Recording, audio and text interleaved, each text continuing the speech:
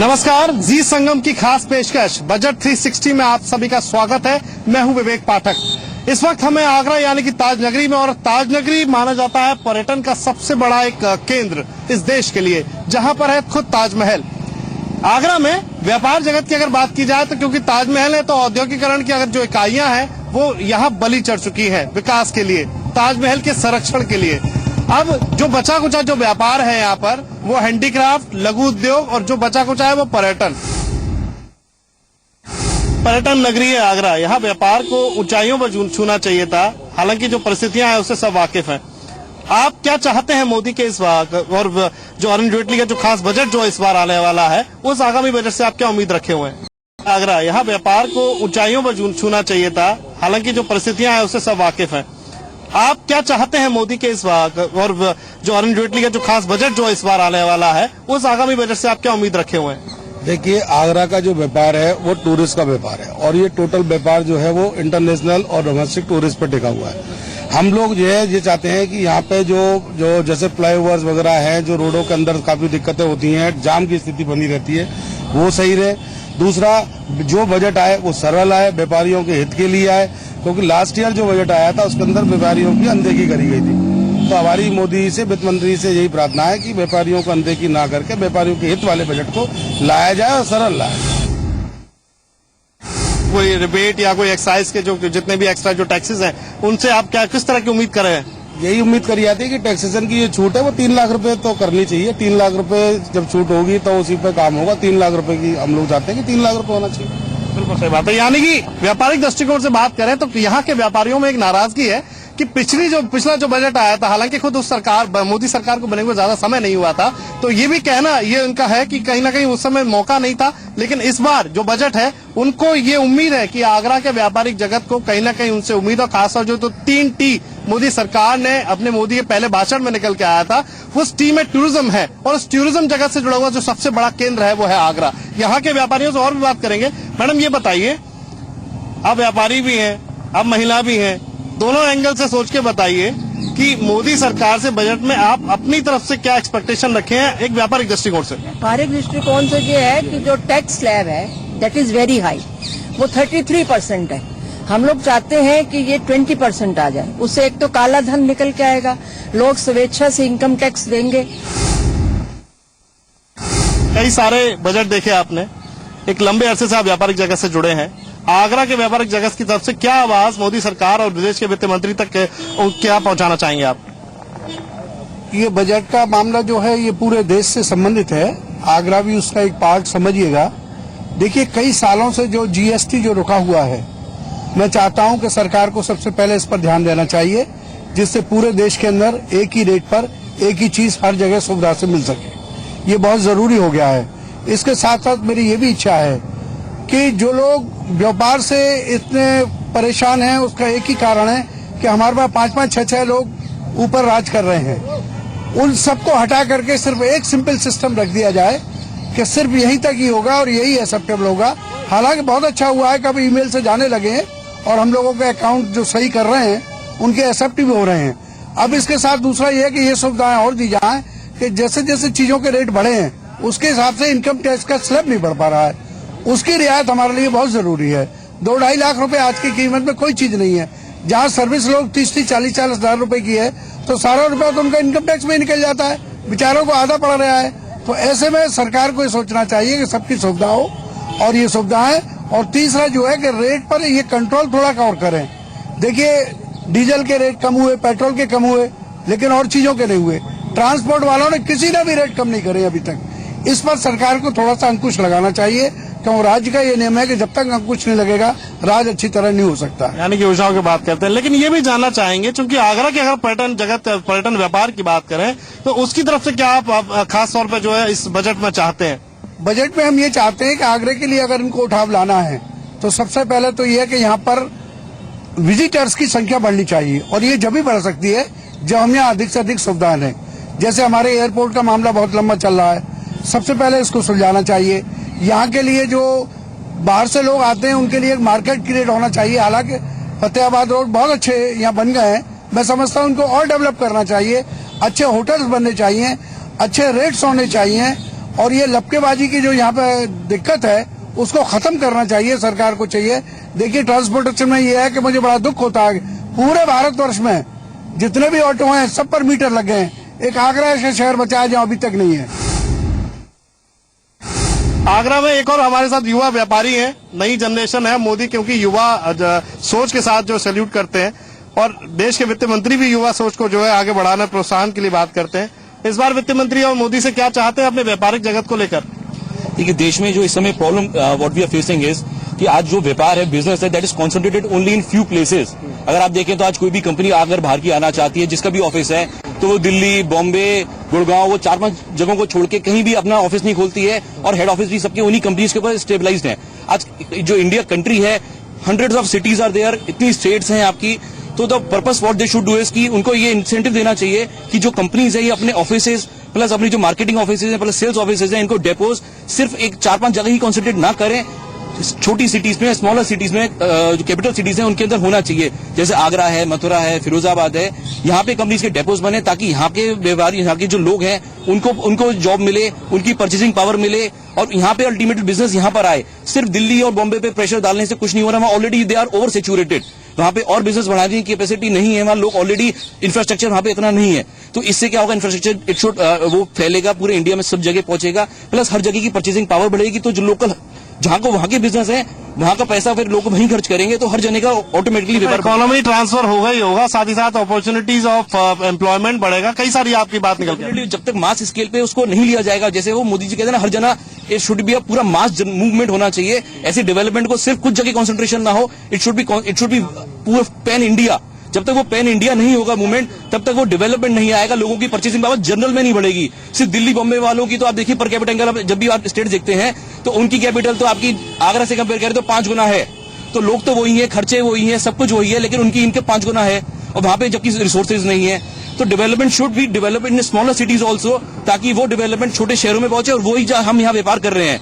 तो हमारे पास खरीदारी करने वाला यहीं का है, लोग जो खरीदेगा वो जब वही कमाएगा, जब तक वो उसको नौकरी नहीं मिलेगी, उसकी इनकम नहीं होगी, तो हमारे पास शॉपिंग क्या करेगा। तो ultimately business should be develop all across. बिल्कुल सही बात है, यानी कि केवल व्यापार एक केंद्रित ना हो, हर जगह अलग अलग स्थितियों पर जो है व्यापार को बढ़ावा देना चाहिए। इससे कहीं ना कहीं रोजगार को बढ़ावा मिलेगा। साथ ही साथ कहीं ना कहीं एक बात बहुत स्पष्ट निकल के आती है कि हर जगह अगर सेंट्रलाइज तरीके से इसको ऑपरेशन किया जाता है तो हर जगह का विकास होगा और जो इकोनॉमी जो ग्रोथ है वो हर हिस्से के जो है नसीब में आ सकेगी। हमारे साथ चलते एक और व्यापारी, उनसे ही बात करेंगे। सर ये बताइए, चलते बहुत शॉर्ट में जानना चाहेंगे, क्या एक उम्मीद बजट के लिए?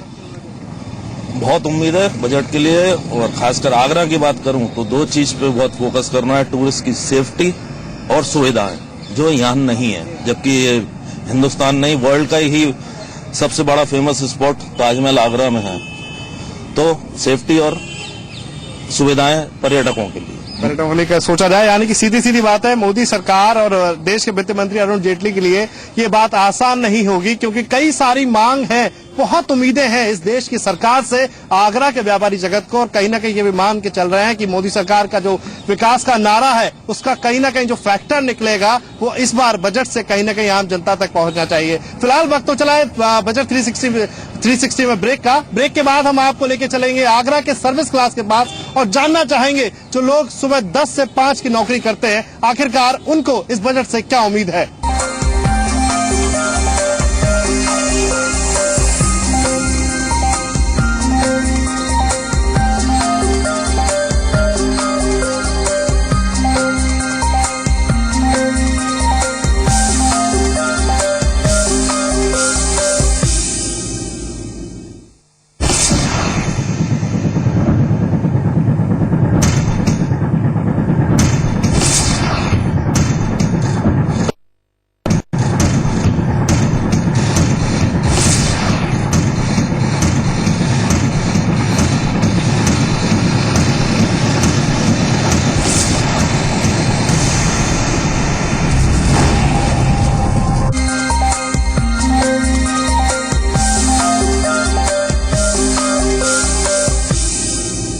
ब्रेक के बाद आप सभी का स्वागत है हमारी खास पेशकश बजट 360 में। इस वक्त हम हैं ताज नगरी आगरा में और अभी व्यापारी जगत से बात करने के बाद अब हम हैं सर्विस क्लास लोगों के बीच में। ये लोग वो हैं जो सुबह 10 बजे अपने ऑफिस में दिखते हैं और उसके बाद सुबह शाम को 5 बजे जब ये घर आते हैं तो इनके पास एक जो रेस्ट का एक जो सलीका रहता है वो होती है एक कप चाय। इस वक्त हम चाय की स्टॉल पे ही हैं और इन्हीं लोगों से जानना चाहेंगे ये जो आम आदमी की जो चाय है, चूंकि मोदी भी एक चाय के साथ खास और एक रिश्ता रखते हैं, उस लिहाज से इस चाय की जगह से हम लोग उनका जो भावना है आने वाले बजट को लेकर जो उम्मीदें हैं, आकांक्षा है, उनके ऊपर चर्चा करेंगे। हमारे साथ कई और लोग हैं, आपसे जानना चाहेंगे। सर, क्या नाम है आपका? अनिल रावत। ये बताइए अनिल जी कि जो बजट आने जा रहा है, सर्विस क्लास लोगों को क्या उम्मीद है, क्या आकांक्षा है इस आने वाले बजट से? देखिए, चूंकि यहाँ बहुत सी चीजें पे ये तो तय कुछ सस्ते हुए हैं, बहुत से आइटम ऐसे हैं जो घरेलू उपयोग के हैं, लेकिन यूपी में टैक्स ज्यादा होने की वजह से जो और ज्यादा सस्ता होना चाहिए वो अभी नहीं हो पाए हैं।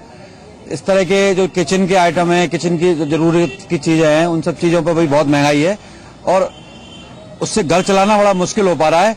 नौकरी पेशा लोगों को जो धंधा रोजगार चलना चाहिए उसके सापेक्ष में जो जरूरत की चीजें वो बहुत महंगी हैं। अभी जरूरत की चीजें वो उनको सस्ता करना, उनको और सस्ता करना चाहिए। टैक्स जो है बढ़े हुए हैं, टैक्स की दरें और कम करी जा सकती हैं और टैक्स में समानता भी लाई जा सकती है और तो उससे चीजें सस्ती होंगी।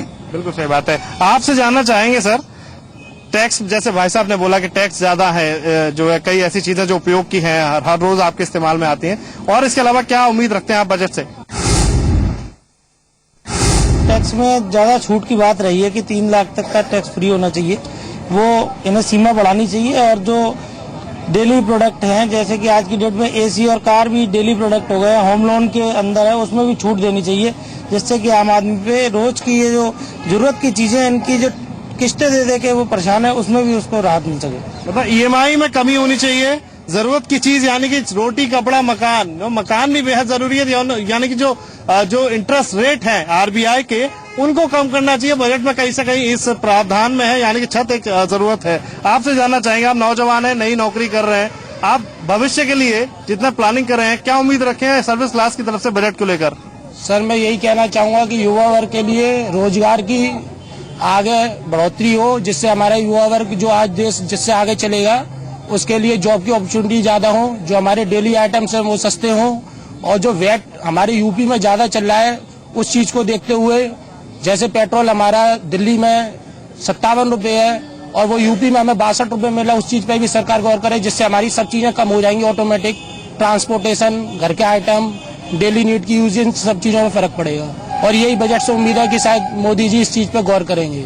फ्यूचर में अभी चूंकि अभी आपकी शुरुआत है, अभी आपका करियर शुरू हुआ होगा, नौकरी आपने शुरू की होगी, भविष्य रिटायरमेंट के लिए कुछ अपनी उम्मीद करते हैं, जो चाहे वो सर्विस सेक्शन में अगर आपकी जो आपकी सर्विस जो म्यूचुअल फंडिंग की बात करें, या फिर अगर आपको जो है आपकी सेविंग उसकी बात करें, कुछ उसमें कुछ उम्मीद करते हैं? हाँ, उसमें मैं यही कहना चाहूंगा, जैसे हर किसी का ये होता है कि अपना घर हो तो उसके लिए होम लोन सस्ते हो, हमारे लिए ब्याज दरों में कटौती की है, जिससे हर आदमी अपना घर ले सके, उससे अपनी सेविंग भी हो सकती है।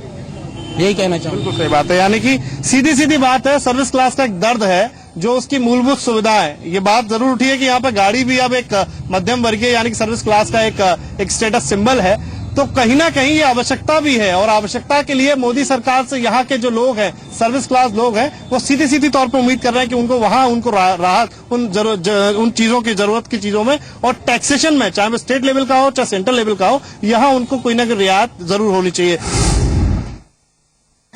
आपसे जानना चाहेंगे कि क्या उम्मीद कर रहे हैं चलते चलते, अब ये सीधी सीधी बात मोदी और वित्त मंत्री अरुण जेटली से आने वाले बजट में?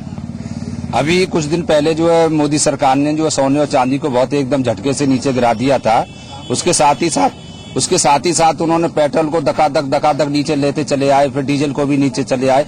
उससे आयात निर्यात में तो फर्क पड़ रहा है, लेकिन महंगाई नहीं टूट पा रही है, जिससे उम्मीद जाहिर की जाती है कि महंगाई टूटनी चाहिए, वो नहीं टूट रही है। अभी किसी कर्मचारी को अगर बीमारी हालत में अगर डिस्ट्रिक्ट में या किसी इमरजेंसी में या कहीं पहुंचाया जाए, तो इतनी महंगाई की दवाई है कि वो इतना टूट जाता है 4th क्लास का कर्मचारी कि उसे जो है इधर उधर भटक के अड़ोसी पड़ोसी या ब्याज से पैसा लेना पड़ता है जब उसका इलाज होता है, और वो फिर जो है दब जाता है, जो पैसे में कर्जे में दब जाता है। इसलिए 4th क्लास को ज्यादा भी मोदी सरकार से ऐसी उम्मीद नहीं है कि ये ज्यादा सस्ता हम कर्मचारियों के लिए कुछ सोचें। जो है रिटायरमेंट की बात, के कोई निवेश और या उनकी सिक्योरिटी, आफ्टर रिटायरमेंट सिक्योरिटी, कुछ आपके प्लानिंग्स आप जो उम्मीद कर रहे हो बजट में?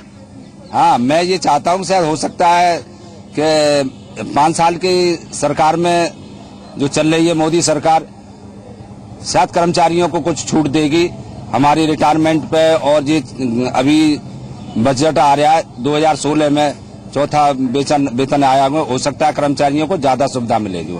हमें उम्मीद है अभी जो है सरकार से, मोदी सरकार से जो। अच्छा, बिल्कुल सही कहा। आपसे जानना चाहेंगे सर, आप यहाँ आपने बताया आप स्टूडेंट हैं, हाँ, आने वाले समय में पढ़ रहे हैं, उसके बाद आप नौकरी करेंगे, बजट पे आपका भी कुछ ना कुछ सेंट्रलाइजेशन रहेगा, आप क्या उम्मीद कर रहे हैं आगामी बजट से? भविष्य में हमको 3 चीजों की मेन जरूरत पड़ती है, रोटी, कपड़ा और मकान, जैसे आपने भी बताया। तो इसी क्षेत्र में हम लोग चाहेंगे कि थोड़ी बजट में हमें थोड़ी मूलभूत सुविधा मिले, थोड़ी कम सस्ते दर पर या कम उस पर, ताकि हम लोग आने वाले अपने फ्यूचर को अच्छी तरह से एक्सटेंड कर सकें। इनका कहना है कि कहीं ना कहीं जो आम आदमी है उसके लिए रोटी, कपड़ा, मकान प्राथमिकता है, उसके बाद में जो एक्स्ट्रा जो फैसिलिटीज हैं, चाहे वो शिक्षा को लेकर हो, चाहे वो स्वास्थ्य को लेकर हो, वो जो सुविधाओं की बात की जा रही है, उनको आम आदमी तक की पहुंच तक पहुंचाना ये बेहद जरूरत है। और यहाँ की जनता जो सर्विस क्लास जो सेक्शन है वो यही उम्मीद कर रहा है कि तभी वाकई में मोदी का जो विकास की धुरी है वो तय की जा सकेगी। अब आने वाले जो अब इस ब्रेक के बाद हम चलेंगे महिलाओं के पास में, आगरा यानी कि ताजनगरी की जो महिलाएं हैं वो इस आगामी बजट से क्या उम्मीद रखे हुए हैं। कहीं ना कहीं ये भी बात एक मोदी सरकार के बजट को प्रभावित करती हुई दिखेगी। ब्रेक के बाद फिर मिलेंगे, देखते रहिए जी संगम।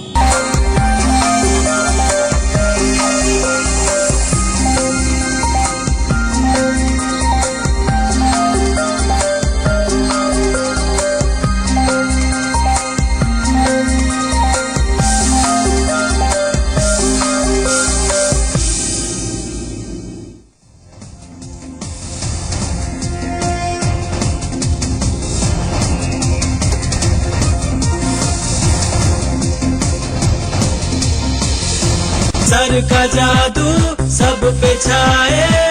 सर गोल्ड पान मसाला, आपका अपना सर गोल्ड पान मसाला। सर का जादू नूरमन क्रीम और नूरमन तेल, जो मांसपेशियों को शक्तिशाली बनाता है। अब जिंदगी चलेगी नहीं।